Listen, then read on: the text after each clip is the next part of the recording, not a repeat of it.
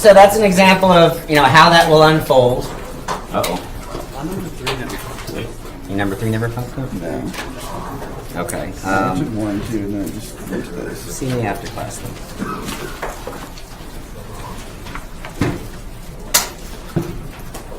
Again, it'll be automated like that. Sometimes it'll take a little bit more time at the beginning of class. Certainly as we get farther in the semester and I give you more elaborate quiz questions, then they'll take a little bit more time. But generally just 3 questions, 2 to 5 minutes.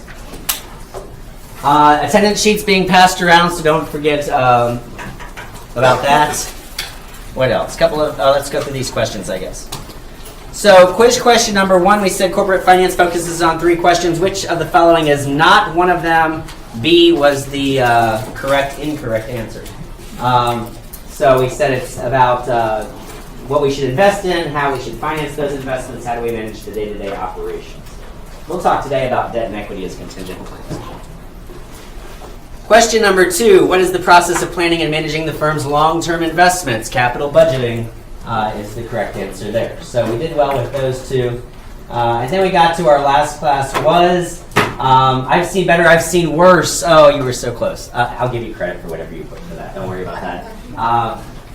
So that's not one where you'll be marked wrong if you put any of those. So anyway. Any questions about any of that stuff? All right, so again, that'll be what you can expect at the beginning of class. Pretty much every class will have one of those. Now, the day after exams, the class period after exams, we won't have one, and with rare exception besides that, but we'll have those just about every time. They'll accumulate, about 3 questions every time. It'll total about 70 questions over the course of the semester. When I give you your exam grades back after the first and second exam, I'll also tell you what I have as the proportion of questions that you got correct from those. Let me also say, it wasn't a problem in this particular one. It was multiple choice. Sometimes they're true, false. Sometimes they're free response. And if they're free response and it's a dollar amount, I do go in and hand adjust. So if it's, like $50 and you put 50 and then somebody else put $sign and then 50 and somebody else put $sign 50 and then 2 decimals or 4 decimals, I go through and adjust for all of those. So even though it just has 1 as the correct answer, I'll make sure that if you put something and it was just how you typed it in, that you get credit for that. If you have any questions about any of those as we go through this semester, then come and see me and I'll be able to pull up and show you what the issue is. A couple of announcements. If this is your first day, if you were not here on Tuesday, then come and see me after class so I can direct you to get caught up. Panopto recordings in Canvas, I wanted to show you those. So I had mentioned that the classes are recorded and that you can watch them, go back and review them as you're studying. If there's something you need to go back and review, or if you just maybe zoned out on a particular at a particular point in class. Why isn't it working with me? Hang on a second.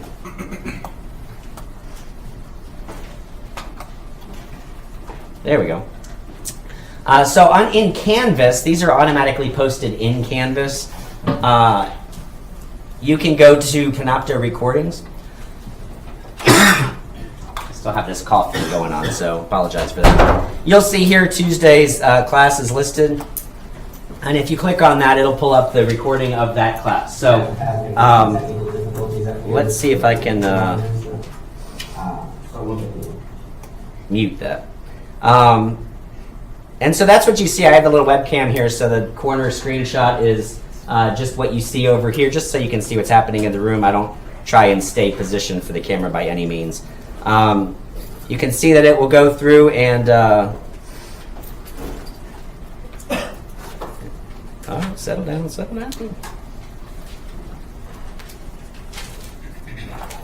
You can see what I write on the screen is captured in the recording, so everything that happens as I'm doing it is captured here. So you can go back. That's a great resource as you're going back and reviewing. If finance is challenging for you and one time through isn't really enough to get what I'm saying, then keep that in mind. A great study method is to go back and review the video of class, to go back through, work through your notes, make sure you fill in your notes, or if you took great notes, then maybe you're just listening to what's being said. So when you're not busy writing and you might be missing some of what's being said, if you have great notes and you're just watching it again and listening to what's being said, you might get some of those connections that you otherwise missed. So that's that. Any questions about that? Okay, so those should be there for just about every class, barring any technical difficulty. Stop that. There we go. I'm working on getting used financial calculators to sell hopefully next week. I'll send an email before I know I'll have them in class just to remind you. They're $20 if you want to buy. You can certainly buy them new at the bookstore or Office Depot, Office Max. We won't be using them for a couple of weeks, so you have a little bit of a lead time here. But if you do want them, it'll be cash only, $20, and I'll send an email to the class when I know that I'll have them in class, because I'll just sell them at the beginning of class. All right, and then a reminder that tomorrow, free barbecue on me. I've comped the whole thing for you. No, for the Welcome Back Week, out on the lawn, 11 to 1. Make sure you have your student ID. That's all you need. They're not going to try and sell you a timeshare or anything. I mean, it's just come and eat barbecue, and it's usually a good time. So if you haven't done that, then hopefully you'll be able to do that tomorrow. All right. Any questions for me about anything we talked about, or the quiz stuff at the beginning of class, how that works? When we take a quiz, will it be over everything since the first day or just last class? No, good question. So the quizzes are designed with, again, very rare exception, to be just on the stuff we talked about in the last class. So it's not cumulative. I'm not going to ask stuff about a week ago. It's just that last class. And so again, that's why it's really worth going back and reviewing to try and secure, 3 out of 3 if you can. And you won't be able to do that every time. But that's okay. If you just shoot that as your goal, it's over an hour and 15 minutes of material. So it's a very limited amount of material. But that repetition then means you have that material down as we're moving forward. Every once in a while, I'll pull up something that might be the class before that. I'm not going to go back to the beginning, or anything. But every once in a while, there'll be a question that kind of is pushing it on, just the last class period. But that's a very rare exception. Any other questions? All right, then we're going to jump in where we left off on Tuesday. We were talking about what corporate finance is, and we defined corporate finance by these 3 questions. What should we invest in, looking at the long-term investing decisions of the firm? We said that was capital budgeting, and we talked about the process of capital budgeting a little bit. The second question was, how do we pay for it? How do we finance it? Do we borrow money, or do we use the owner's money? We said that was capital structure management. We talked a little bit about that. And then the third question was, how do we manage the day-to-day operations of the firm? The short-term cash flow management of the firm. And we talked a little bit more about that.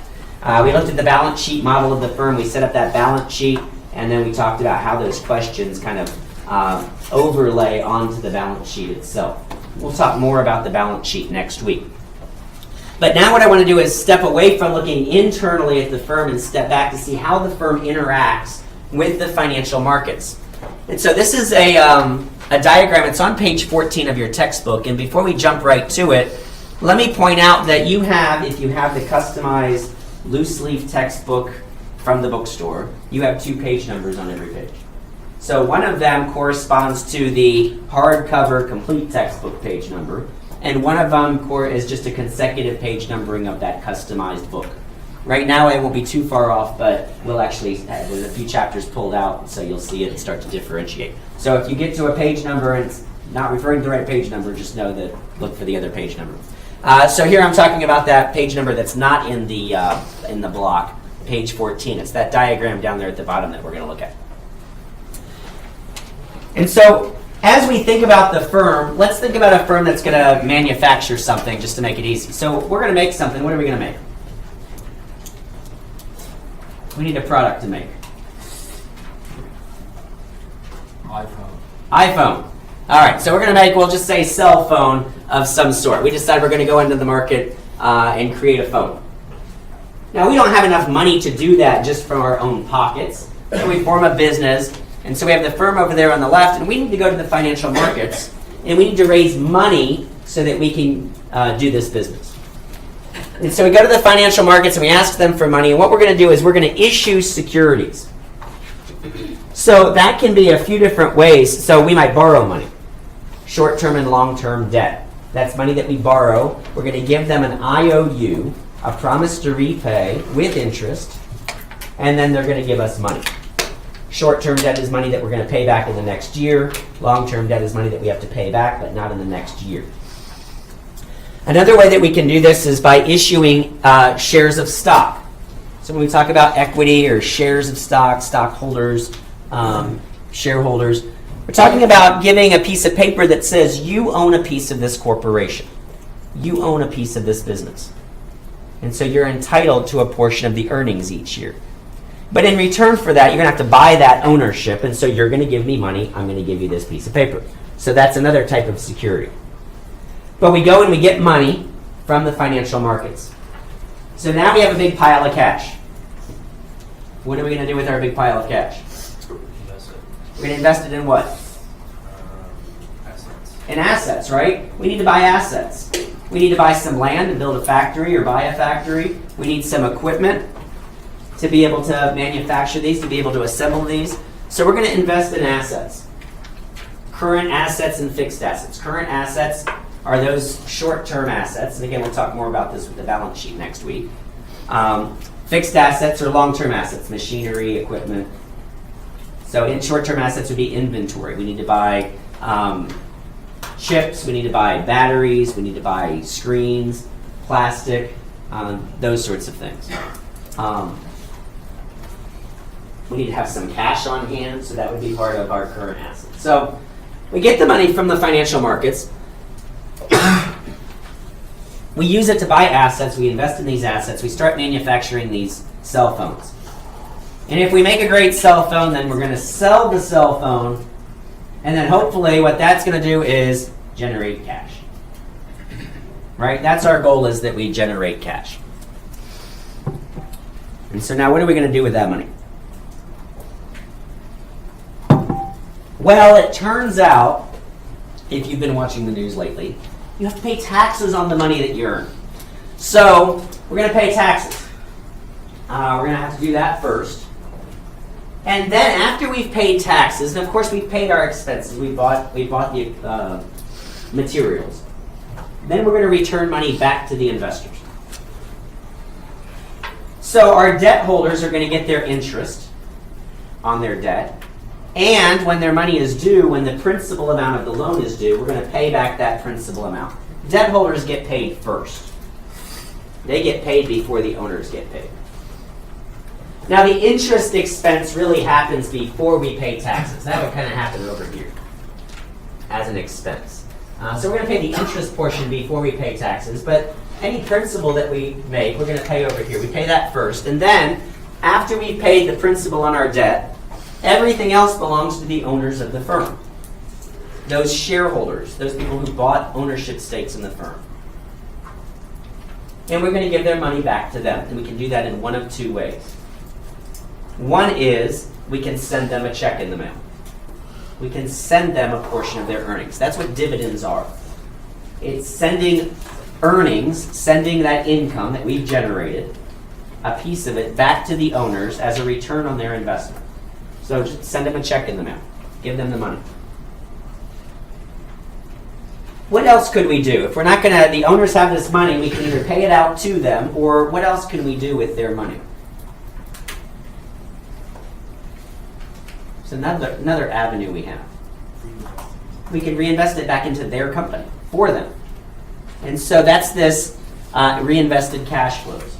We can take the money that we choose, that we've earned, that we don't pay out, and reinvest it back into the firm for them. It's their money, we're just reinvesting it back into the firm for them. To do what? Buy more raw materials. Maybe build another factory, buy more equipment if we're growing, expanding the firm, making it more valuable, making their ownership more valuable. And that's how the firm works. That's how the firm interacts with the financial markets. A couple of things to keep in mind. First, The firm must be a cash generating activity. The firm has to generate cash. Not necessarily immediately, but at some point the firm has to generate cash. And the cash that it generates must be greater than the cash that the financial markets gave us to begin with. Because the people over here in the financial markets, they didn't give us money to buy assets because they're really nice people. They gave us money to buy assets because they want a return on their investment. They want to receive back what they gave us plus more. And so that's what we need to provide them. And so the firm has to be generating cash, and it has to generate enough cash to provide our investors a return on their investment. And so if you watch the news, and this week especially, Tesla's been in the news because they're using up a lot of cash. They have been. They're a new company. It's not uncommon for a new company to be spending more cash than it's generating as it's growing, as it's getting things structured. But then the question is, are they really going to be able to generate cash? Are they going to be able to sell a model of car that people can afford, that's going to actually generate cash for the firm, that's going to earn, be able to sell it for more than it costs them to make it? And so that's the question. But if the answer is no, then business needs to not exist. It won't exist because investors aren't going to give the firm money expecting nothing in return. They're not going to give the money expecting that they're not going to get their money back and not earn a return on their investment. So we want to keep that in mind. All right, thinking about the financial markets also, we can think about primary versus secondary markets. And the difference between primary and secondary markets has to do with whether the firm is involved in the transaction and whether the firm receives any money from the transaction.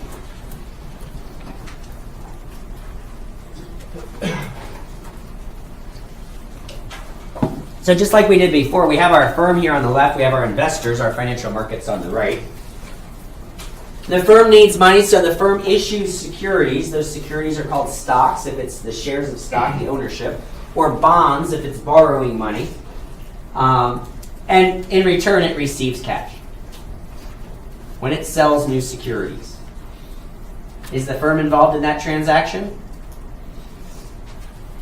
Yes. Is the firm receiving cash in that transaction? Yes. And that's what we call a primary market transaction. That's primary market activity. So the primary market is when firms are selling new securities to the financial markets and receiving cash from doing that. That's why they're selling those new securities, is to raise cash, raise capital. Now, what are some examples of primary market activities? There are three that we're going to talk about. The first one is what we call an IPO.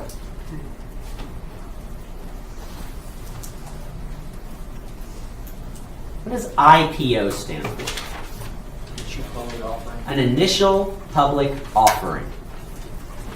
Initial public offering. So this is when we have a company that did not have shares of stock that were publicly traded. It doesn't mean it didn't have shares of stock. It just meant they were not traded on an exchange where people could buy and sell them. They were held privately. And so this is when a company sells shares of stock to the public for the first time, going from being a private company to a publicly traded company. And when it does that, again, it's selling shares of stock. It's receiving money from the transaction. It's raising capital. And so, who was it that I just saw that was preparing for an IPO? Uber, I think it was. Just hired a financial officer, CFO, a chief financial officer, as it prepares for its IPO. Now, another type of primary market transaction is called an SEO. An SEO. That stands for Seasoned Equity Offering. a seasoned equity offering.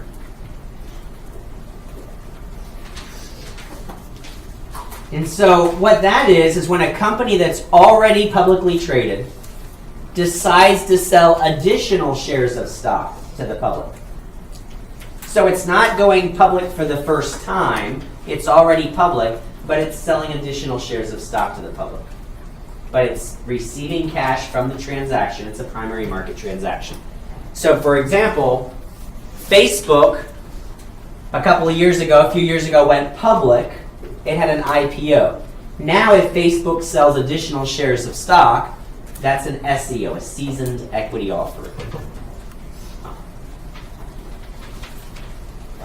Now a third type of primary market transaction is what we call a private placement.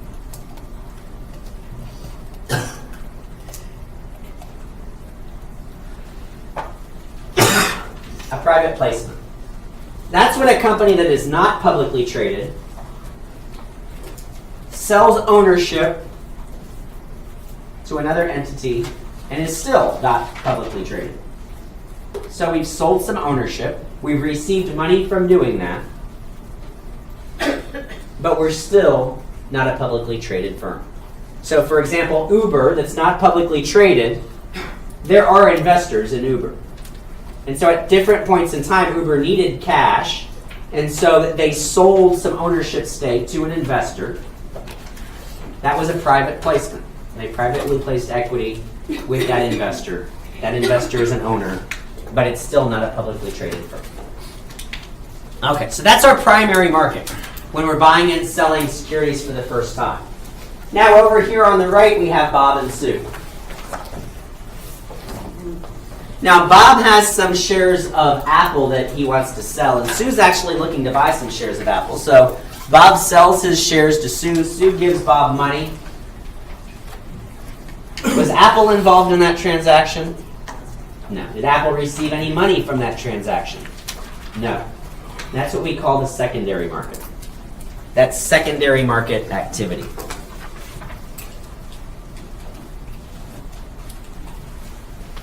Now, when we think of stock market activity, this is generally what we think about. Now, these primary market transactions are very distinct. They happen at certain points in time. But today, when you're watching the news and they say, oh, the S&P 500 is up or down, the NASDAQ, the New York Stock Exchange up or down, that's all secondary market activity. That's people buying and selling amongst themselves. And the firms are not involved in those transactions, and the firms don't receive any money from those transactions, from the buying and selling of shares among investors.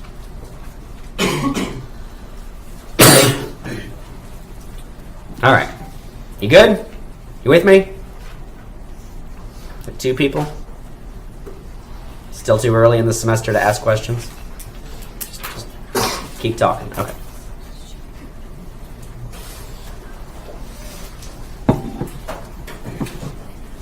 Let's talk about debt and equity as contingent claims.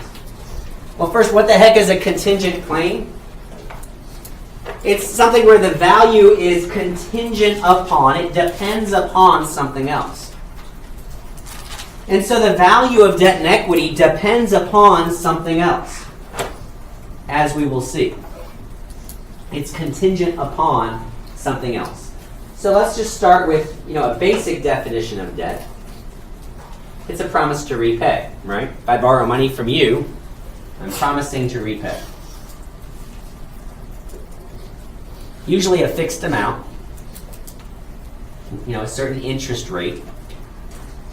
We agree on the amount I'm borrowing, the amount I have to pay back. Equity gets everything else. So we refer to equity as a contingent claim. The value of equity depends upon the amount of debt and how the firm is performing. So let me go back to debt for a second. I said debt is a promise to repay. It's a contract. We enter into a physical contract, a written contract usually, specifying how much is going to be paid and when. And so we have this contracted amount. And debt gets paid first. Equity gets everything else. And so as we'll see, the value of debt depends on the value of the firm. The firm has to be more valuable than the debt. Otherwise, debt's not getting everything they were promised. The value of equity depends on the value of the firm and the value of the debt, the amount of debt that we have. And so we'll see that in this example. Let's say that we have a corporation that has $100 in debt. Now, first of all, I'm specifying here a corporation. This will make more sense as we go through today's lecture. And so at the end, when we come back and look at this example, we'll say, oh, I see why that was a corporation specifically and not another type of business. But a corporation has $100 in debt. Now, let's say that the value of the firm's assets is $75. So I have this firm. I owe $100, but the value of the firm's assets is $75. So if I were to close down the business, sell off all of the assets, I end up with $75. And so debt holders are going to get how much? $75, right? That's all I have. Are they happy? No. They were promised $100. But there isn't $100. And so you can see the value of debt is contingent upon, depends upon the value of the firm. Stockholders are going to get how much? 0. There's nothing left over. Now let's say the value of the firm's assets is $100. So we're doing a little bit better. The value of the firm's assets is now $100. We sell off everything, close down the firm. We have $100 in cash. Debt holders are going to get how much? 100. Are they happy? Yeah, they get everything that they were promised. They were never going to get more than that. So they're as happy as they will ever be. Equity holders are going to get 0. There's nothing left over. All right, let's say that I'm not that terrible of a manager, and so I'm able to increase the value of the firm to $200. So if I were to close up the firm, sell off all the assets, debt holders are going to get how much? Now we've doubled the value of the firm. Debt holders get 100. Doesn't matter that we did really well. They were never going to get more than $100, right? Because we have this contract. They get this flat payout, this fixed payout. And so they get their $100. They're happy. They walk away. They get everything they were promised. Stockholders get everything else, right? Now let's say that I have this little idea for, this company called Apple or Coca-Cola or Microsoft or whatever it was back in the day when you're trying to, sell your, garage formed business to somebody. And our firm takes off and is worth $1 million. Debt holders get just the amount that they were promised, right? Debt holders don't get to participate in the growth of the firm. If the firm does really well, they don't benefit. We have a contract, we pay them back what was contracted, and that's it. Once the value of the firm exceeds that amount, they get back what they were promised and nothing else. Shareholders are the ones that benefit. Shareholders, stockholders, I'm using those terms interchangeably, they're the same thing. This is why you get those stories of people in there's a small town in Florida somewhere where there had a lot of people that had invested in Coca-Cola back at its very beginning. And they're all gajillionaires. This is where you get those stories, because as the firm does really well, it's the shareholders who benefit. All of that growth, all of that value flows down to the shareholders. Debt holders get the $100. That means the stockholders get the remaining $999,900. That's why people buy shares of stock. Because the upper limit is infinite. It's unlimited. The value can increase infinitely. If it's one of those companies. So we've looked at the firm, we've looked at how the firm interacts with the financial markets. Now what we're going to do is talk about different types of business organizations. And so this is where we'll get back to this idea of a corporation and why this specific example relates to the corporation. So first we have sole proprietorship. Sole meaning one. A sole proprietorship has one owner. A sole proprietorship has one owner.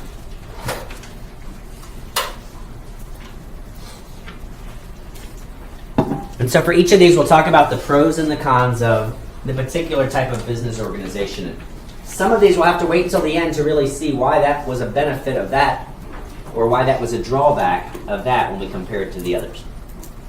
First benefit of a sole proprietorship, it's easy to start up. If I want to go into business, I need to go down to City Hall and buy a business license and boom, I'm in business. That's it. Maybe I rent a storefront if I'm a retail operation or an office space. But really all I need is a business license from City Hall. I might have to file a little bit of paperwork with the state just to make sure that my company name isn't being used by somebody down the street. But other than that, that's it. I'm in business. It's easy to start a sole proprietorship. And perhaps the biggest benefit is that the income that my business generates is taxed as personal income. With a sole proprietorship, the business and the owner are linked. They're not separate. There's no distinction between business income and personal income, business property and personal property. So any income that my business generates flows to me, and any other money that I make mowing lawns or teaching finance classes or whatever it is, all of that goes into one big pot, and on April 15th I pay personal taxes on that income. It's taxed one time. Now, that doesn't sound like a benefit, so when we get further down the road here, we'll see why that's a benefit. The drawbacks of a sole proprietorship. Again, it's linked directly to the owner. The biggest drawback is unlimited liability. As a sole proprietor, you have unlimited liability.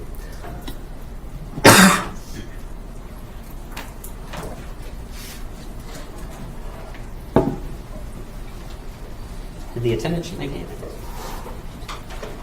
Thank you. So what does that mean? Well, that means that your liability, what you owe, is not limited to the amount that you've invested in your business. So let's take that example that we talked about with the corporation that wasn't a sole proprietorship. Let's say it was a sole proprietorship, and I owe $100, but my business is only worth $75. So say, well, I'm a terrible sole proprietor. I close up shop, sell off the assets. I have $75. I go to the bank and say, here's the $75. And they say, you owe us $100. I know I'm a terrible business person. Here's $75. That's all I have from the business. They said, oh, that's okay. We'll take your car, take your house, we'll take your kids, and savings fund for college.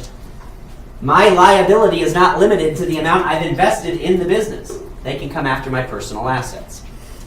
That's what we mean by unlimited liability. So in the case that the business owes more than it has, then they come after your personal assets. So that's unlimited liability. And you can see that was not the case with the corporation that we saw, where the debt holders only got $75, and that was it. Other drawbacks, again, because the owner and the business are linked, the life of the business is limited to the life of the owner. If I walk outside and get hit by a bus, then that sole proprietorship is going to change. Now, maybe you buy the sole proprietorship, from my estate, and you keep the same storefront, the same employees, you sell the same stuff, same prices, same signage, everything else, same company name. It's still a different business linked now to you, the sole proprietor. So the life of the business is linked to that of the owner, and the life is limited. The equity is also limited to the owner's wealth. So if I decide, wow, I want to expand my business, then how do I do that? Well, I can dig deeper into my pockets or my savings account to invest more money in my business to increase the equity. But that's all I have. That's all I can do. I can't bring on another owner, another partner, because then it's not a sole proprietorship with just one owner.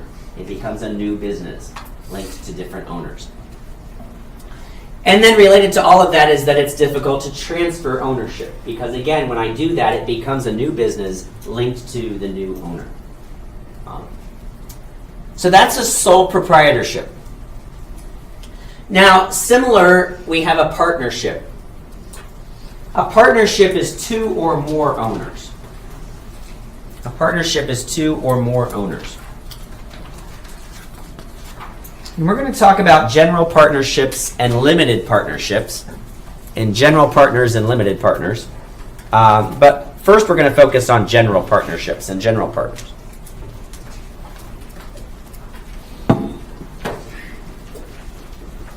So let's talk about the pros and cons of a partnership.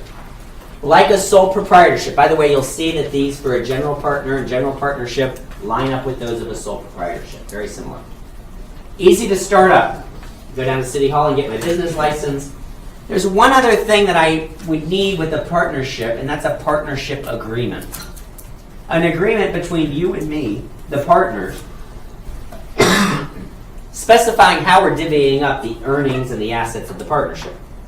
Is it 50-50? Is it 70-30? Whatever it is. So, the best case scenario, it's a written agreement, the partnership agreement. But it could be a verbal agreement. A verbal agreement will stand up in court. It does not have to be written, but you would do that at your own risk. So it's, again, easy to start a partnership. And again, the income is taxed as personal income. So any income, my portion of the earnings that I get from the partnership, flow to me, and that and any other income that I generate during the year get taxed one time as personal income. In terms of the drawbacks, again, very similar to those of a sole proprietor. I have unlimited liability. As a general partner in a partnership, I have unlimited liability. So if the partnership ends up owing more than it has, then they can come after my personal assets. That also means if you and I go into business together and you make terrible decisions for our business, causing our business to owe more than it has, they can come after my personal assets. So I have unlimited liability. It doesn't matter that you made the bad decisions. As the partnership, it's the partnership together that we're involved in. The life of the partnership is again limited to that of the owners. If one of the owners changes or if we decide to add an additional owner, it becomes a new partnership linked to those new owners. Likewise, the equity is limited to the owner's combined wealth. If we want to grow our partnership, we can dig deeper into our pockets as partners. We can invest more of our own money, but again, we can't bring on an additional owner to invest without changing the partnership, it becoming a new partnership. And then for the same reason, difficulty in transferring ownership. Because as the owners change, so then does the partnership. Now, all of that's true for a general partnership. So let's talk about limited partnerships and limited partners. A limited partnership is a partnership where we have one or more limited partners. It still has to be true that there's at least one general partner. So a limited partnership has at least one general partner and at least one limited partner. And so, what is a limited partner? A limited partner is basically an investor into the firm, into the partnership. So I'm going to invest my money with you. I'm going to, contribute to the partnership. I'm going to own a piece of the partnership. But I'm not involved in the day-to-day decision-making of the partnership. That's left to the general partners. The general partners are going to run the partnership. The limited partner is just an investor.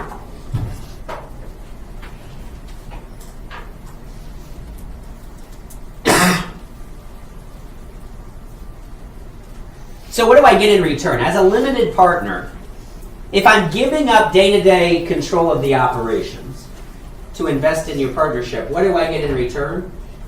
As a limited partner, I have limited liability. I have limited liability, which means the most I can lose is the amount I've invested. The most I can lose is the amount I've invested. They can't come after my personal assets as a limited partner. My liability is limited to the amount that I've invested. And so this drawback of unlimited liability, that pertains to general partners in a partnership, not to limited partners in a limited partnership. But again, even in a limited partnership, there's at least one general partner who runs the day-to-day operations of the firm and is subject to unlimited liability. A limited partner may also, some of these other drawbacks might be reduced. They might not be as imposing. So transferring ownership and those sorts of things would be a little bit easier for a limited partner than for a general partner. Any questions about that?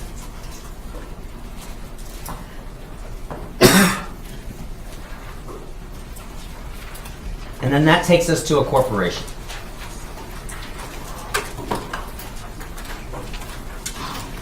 A corporation is a business created as a distinct legal entity composed of one or more individuals or entities. That's a nice legal definition. Let me translate that into Thursday morning English. It's a distinct legal entity. So in the eyes of the law, it's its own thing. It's separate and distinct from its owners. The corporation is separate from its owners. That's not true for a sole proprietorship or a partnership. And we said it's directly tied to the owner, right? Corporation exists separately from its owners. So, for example, a corporation can own land. A sole proprietorship can't. The owner, the sole proprietor, can buy the land, but the business itself is not separate from the owner. But a corporation is, and the corporation can go and buy land. It can sue other companies or people. It can be sued by other companies and people. In the eyes of the law, it's its own being. It's like a person. So that's what we mean here by distinct legal entity, separate and distinct from its owners. A corporation is like a resident in the state in which it's incorporated. And so to start a corporation, we'll talk in the pros and the cons that it's more difficult to start a corporation. You have to file this legal document called an Articles of Incorporation. And that's specifying the nature of the business and how it's going to be structured, and the bylaws and those sorts of things are going to be there. But the charter will specify what the business is doing, and it's going to be filed with the Secretary of State in the state that it's being incorporated. So here I would send it to the Secretary of State for the state of Alabama. And so then as a corporation, I'm under the laws, the corporate laws of that state. And not all state corporate laws are the same. In fact, there is one state where it has very corporate-friendly laws, and a lot of corporations are incorporated there. What state is that? Delaware. And so you'll see a lot of corporations are incorporated in Delaware. It protects them with the corporate laws of Delaware. Now, as I mentioned, with a corporation, we have the separation of ownership and control. So we have the shareholders. They own the corporation.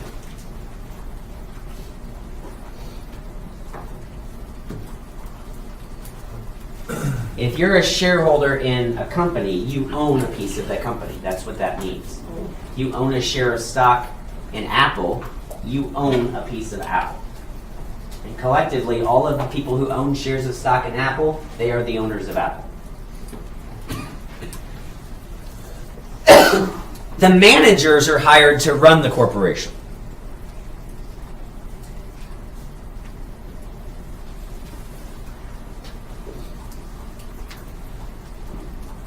And so we have this separation of ownership and control of the day-to-day operation. So if I own a share of Coca-Cola, that means I own a piece of Coca-Cola, but I don't run Coca-Cola. As a shareholder, I don't have some red phone in my office that I can call the CEO of Coca-Cola and say, hey, you know what? We need a Coke machine in Louder Hall that has cherry Coke. That's all I'm asking. I don't run the day-to-day operations. There's this separation of those two things. Now, we'll talk in a little bit about managers and what their goals should be, what their focus should be, what their objective is. But their job is to run the corporation. Shareholders, we own the corporation. But can we collectively watch over the managers and make sure they're doing it right? Doing what they're supposed to be doing, showing up for work, putting in the right amount of effort? No, there's millions of us. Who's going to do it? And so what we do is we get this board of directors. We hire this board of directors to monitor and watch over managers. So shareholders actually elect the board of directors. We do it through a vote at the annual meeting. And you can, send in your vote. You can do it electronically. You don't have to show up to the meeting to do that. But that's how directors are selected, is through an election of the shareholders. And then we pay them, of course, to be directors. So what do directors do? They have two jobs. Their first job is to monitor managers. Monitor managers. Make sure they're doing what they're supposed to be doing, which we'll get to in just a moment.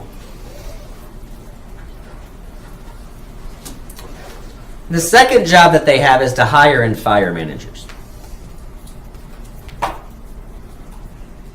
So fire bad managers and hire good managers. It's the board of directors that does that.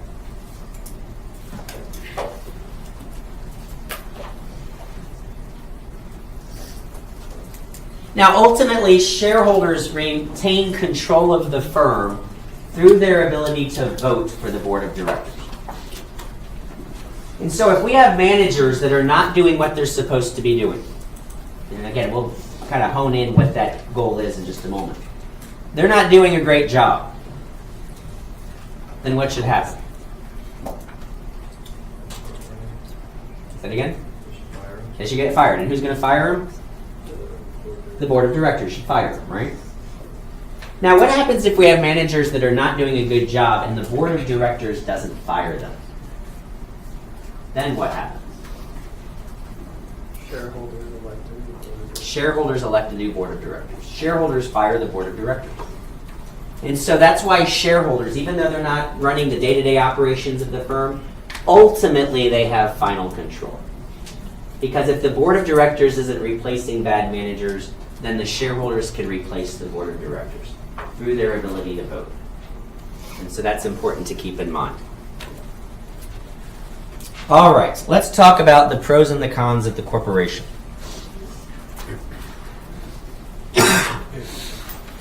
The biggest benefit of the corporation is limited liability. As a shareholder in a corporation, you have limited liability.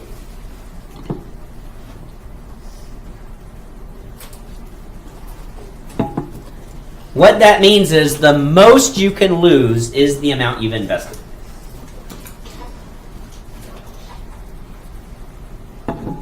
So if I buy a share of Tesla, it's possible that Tesla takes off and I become a cajillionaire. Or it's possible that it goes bust. And if it goes bust, what happens? Well, the value of my stock will go to zero, right? So I lose what I've invested. Can they come after my personal assets? No, they cannot.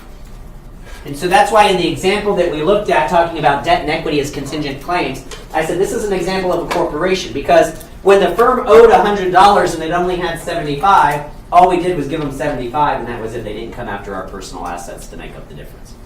Because as a corporate shareholder, you have limited liability. You also have easy transfer of ownership. Because the corporation is separate from its owners, if I have shares of, we'll just use Tesla, that I don't want anymore, and I sell them to you, you're looking at buying shares of Tesla, I can sell my shares to you, and at Tesla headquarters, they don't go, well, he'll stop everything. Yost sold his shares, so we need to reformulate our whole corporation. It's not a new business because it's not directly linked to the specific owners. And so we have easy transfer of ownership. Related to that, we have unlimited life. The life is not limited to the owner's life. So we can continue operating and the ownership can change. We can expand ownership and contract ownership. We can change owners. And the corporation still continues operating independently. So we have that benefit. The equity is not limited to the owner's combined wealth, like it is for a sole proprietorship or a partnership. If we need to raise more equity, then we can sell new shares of stock. That would be one of those seasoned equity offerings that we talked about. So we can always sell more shares of stock. So those are the benefits of a corporation. What are the drawbacks? Well, the first one is that it's relatively more difficult to start up. So again, I can't just go down to City Hall and say, I want to be a corporation, so where do I sign? It's going to take a lot of paperwork, a lot of legal documents to formulate the articles of incorporation, to form the corporation. There are also a lot of reporting requirements, relatively speaking. So it's not just the setup costs, but also the reporting requirements regularly that would be involved. There's another drawback of the corporation, and that's double taxation of earnings. And that doesn't sound good.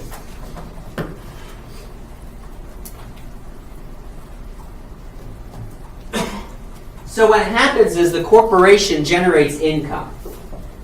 And unlike the sole proprietorship or the partnership, the corporation is going to pay taxes on its earnings. And then after it pays taxes, with any money that's left over, it's going to distribute that money to the owners. So if you remember the diagram where we were making phones, we generated cash, and what did we do first? We paid taxes on the income that we generated. Then after we paid taxes, then we were able to give money back to the owners. And we could do that by giving them dividends. Dividends are paid after the firm has paid taxes. Now what happens when you, as an owner of this corporation, receive that dividend check in the mail? You have to pay taxes on the dividend income you just received. So as an owner in this corporation, your earnings are getting taxed at the corporate level and then at the personal level when you receive dividends, dividend income. And so we have this double taxation of earnings. And so that's the main drawback of the corporation. So now you can see when we talk about a sole proprietorship or a partnership, we say one of the benefits is that the income is taxed as personal income. You can see why that's a benefit when we compare it then to a corporation. Now we've talked about three distinct types of business organization: the sole proprietorship, partnership, and corporation. We talked about general and limited partnerships. There are other types of business organizations that fall in between these three. So these are kind of the three main buckets. Know that there are other types. So for example, there's professional associations or professional corporations, limited liability companies, LLCs, you've seen those, S corporations. When we talk about corporations like this, we're talking about what's called a C corporation. Usually it's not denoted as such, but that's what it is. But an S corporation is different. And so like those others that I mentioned, what those do is they combine some of the benefits of the corporation and some of the benefits of a sole proprietorship or a partnership. So for example, I get limited liability. That's the main benefit that I'm trying to get. But I also don't have the double taxation. That's the main drawback that I'm trying to avoid. And so that's what those types of companies are. A limited liability company would do something like that. There are restrictions on how those things are set up. So like an S corporation, Microsoft can't just say, hey, we want to be an S corporation and get this benefit of taxation because of the size of the company, the number of shareholders, those sorts of things. But just know that there are other types of business organizations. All right, so let's talk about the goal of the firm. What is the goal of the firm? Why are we in business?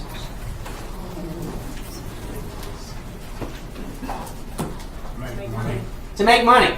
Make money for who? The owners of the firm. That's the goal of the firm. To make money for the owners of the firm. As a sole proprietor, if we go into business, why do we go into business? To make money. For who? Us, the owner of the firm. If you and I form a partnership, why do we do that? To make money. For who? Us, the partners in the partnership, the owners of the firm. As a corporation, if we form a corporation, why are we doing that? To make money for us, the owners of the corporation. That's why we've given our money to begin with when the corporation was formed, was to earn a return on that investment, to make money for the owners. And so when we formulate this as a corporation, we think about these large companies. What is the goal of the firm? We say the goal is to maximize shareholder wealth. Shareholders being the owners. So if you say maximize owner wealth, it applies to all three types of business organizations. This is really specifying for the corporation. The goal is to maximize owner wealth, to make money for the owners. Now keep in mind a few things as we talk about this. First of all, debt holders get paid before owners, right? Owners get paid last. They're what we call the residual claim. They get paid with just whatever the residual is, whatever's left over. So we're going to pay our suppliers first, pay our employees, pay our interest on our debt, pay our taxes, pay our debt holders whatever we owe them, because that's a contract that we have to pay back first. Then whatever's left over belongs to the owners. So what we're saying is, focus on trying to have as much left over at the end as possible. Does that mean that we start, not paying our employees or our suppliers? Pay our employees below market wages? No, that's not what we're saying here. Because, that might increase value for one period, but then next period we're not going to have any employees. That's not going to work, right? So we do have a long-term view. So we're not talking about shirking or avoiding paying the people that we have to pay first. When we talk about maximizing shareholder wealth, we're saying, look, these people get paid last. We want to make sure we have as much left over at the end as possible. That's what we're talking about here. We're also not talking about doing anything fraudulent or illegal to maximize that amount of money. Are corporations required to pay dividends? Corporations are not required to pay dividends, and we'll talk more about that when we get into the middle part of the course. We'll talk about stocks and bonds, but no, they're not required to pay dividends. And so there's two things we can do with the owner's money at the end. We can either pay it out in dividends, or we can reinvest it back into the firm on their behalf. And so that's what a lot of companies will do, is reinvest those earnings. Once they become mature, they might not have as much need to reinvest all of the money. Then they might start paying some of it out in dividends. But they do not have to pay dividends, no.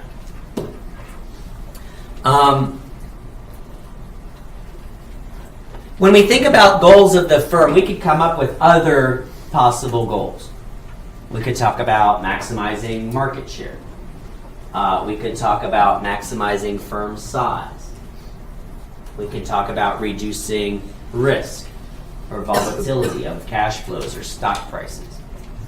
But all of those goals are flawed in some way. And we talk about maximizing market share. It ignores the cost of doing that, right? The research and development, the advertising expense. We might be spending way more over here to do that than we're gaining from increasing market share. Or the size of the firm. Bigger is not always better.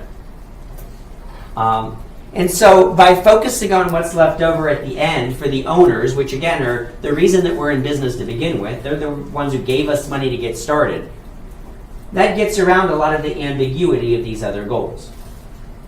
Now, in the case of a corporation, if we say, okay, our goal is to maximize shareholder wealth. So as a shareholder in Apple, how do I know if the firm is doing that? What am I looking for?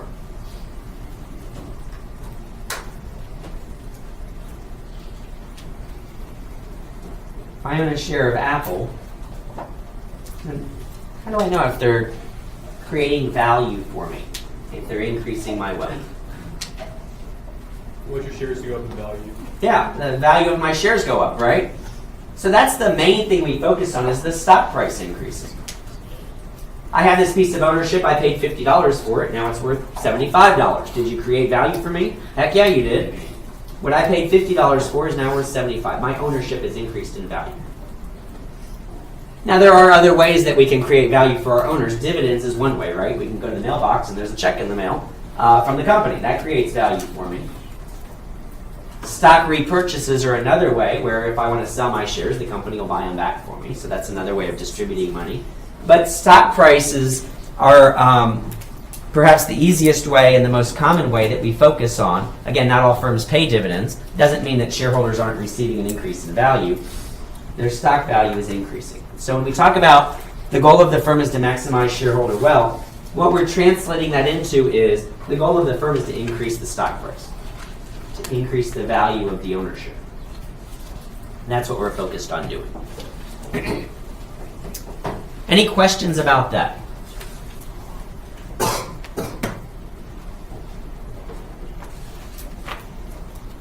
All right, so we have this separation of ownership and control with the corporation. Those who run the corporation are separate from those who own the corporation. Now, the managers of the corporation, they have a job. They have a goal. The goal of the managers is to do what? That wasn't a trick question. I like how I'll stand in front of the slide. The goal of the managers of the corporation is to do what? Maximize shareholder wealth. Make decisions that cause the stock price to go up that create value for the owners of the corporation. Do managers always do that? No. It may be that we have some conflicts of interest, where managers might make decisions that benefit themselves, the managers, at the expense of the shareholders. And so that takes us to this discussion of agency conflicts. So first, what is this principal-agent relationship? It really stems from economics.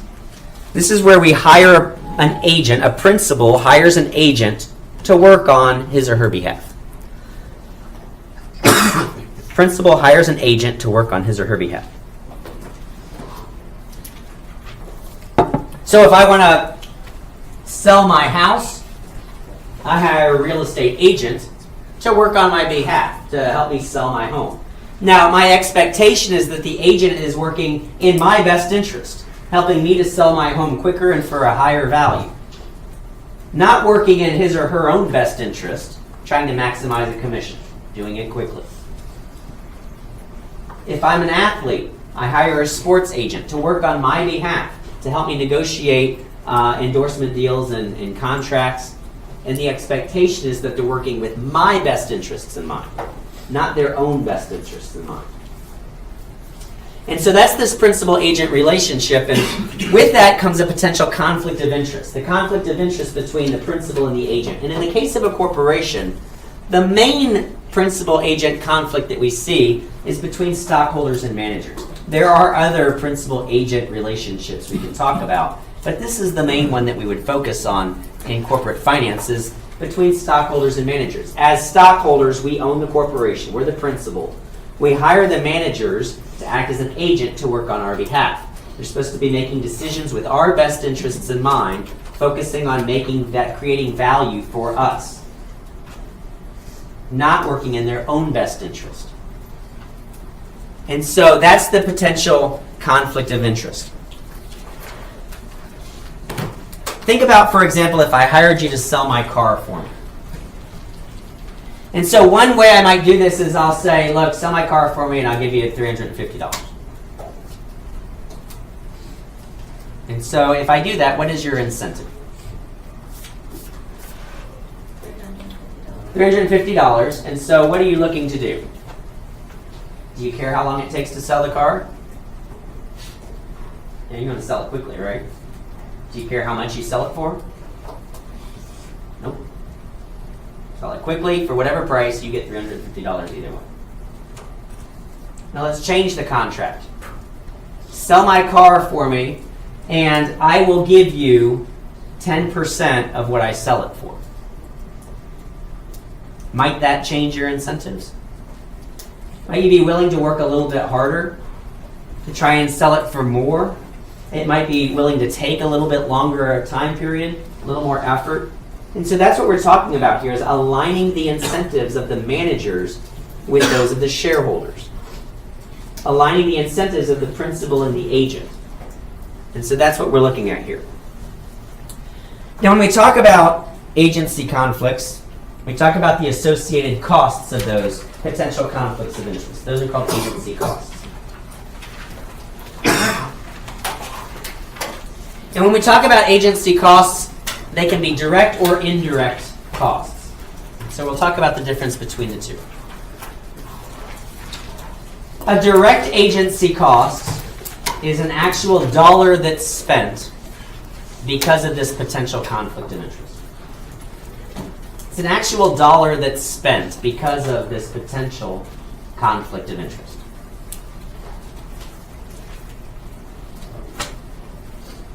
So an example might be, I just call it wasteful spending. And so as the CEO of the company, I want to have, the expensive country club membership. I redo the office and very expensive imported materials. Make sure that the corporation has, at least one good corporate jet that I get to use, maybe a few. That would be an example of wasteful spending, right? Managers making decisions that aren't creating value for the owners. Back in the 80s, there's a book called Barbarians at the Gate, and it's about the hostile bid for R.J. Reynolds. And at the time, I think R.J. Reynolds had, it's like the 7th largest air force in the world. So this corporation had so many corporate jets that it equated to the 7th largest air force in the world. When that might be excessive. Maybe we don't need all of those corporate jets. So that might be an example of wasteful spending. So those are dollars that are spent that aren't creating shareholder value. They're being spent to benefit the managers at the expense of shareholders.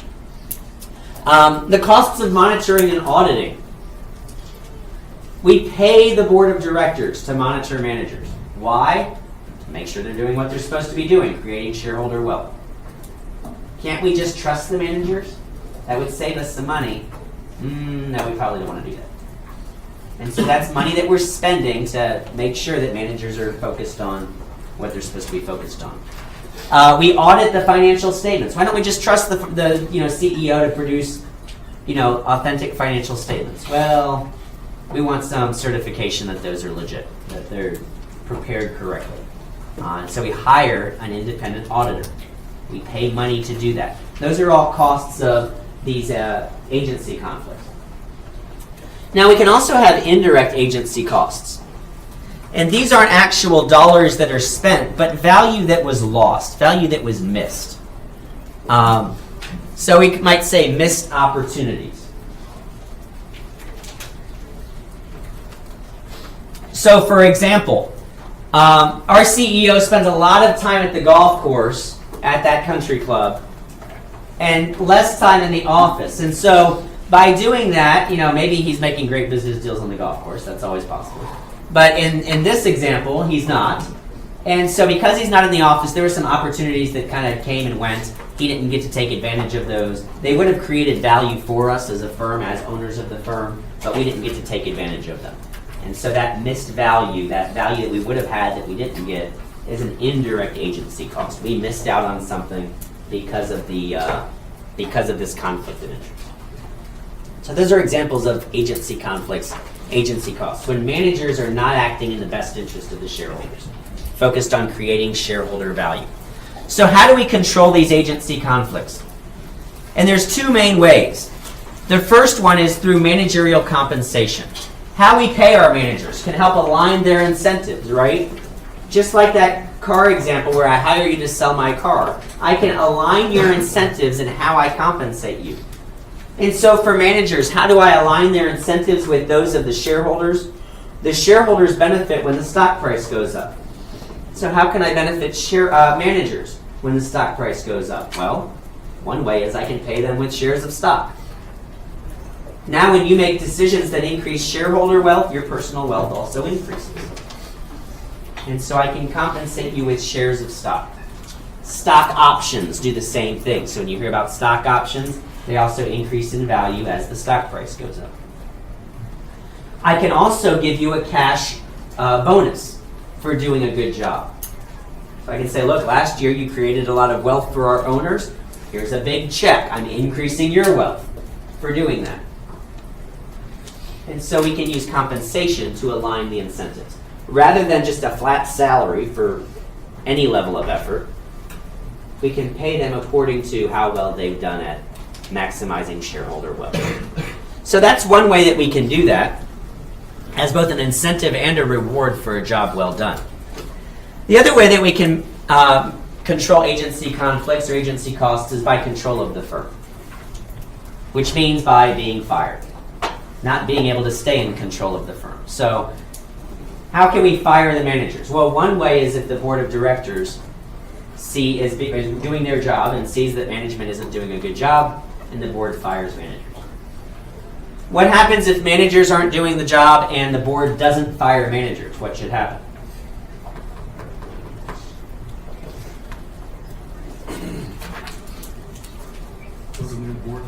Yeah, we elect a new board of directors, right? Ultimate control rests with the shareholders through our ability to elect a board of directors. So we can elect a new board of directors.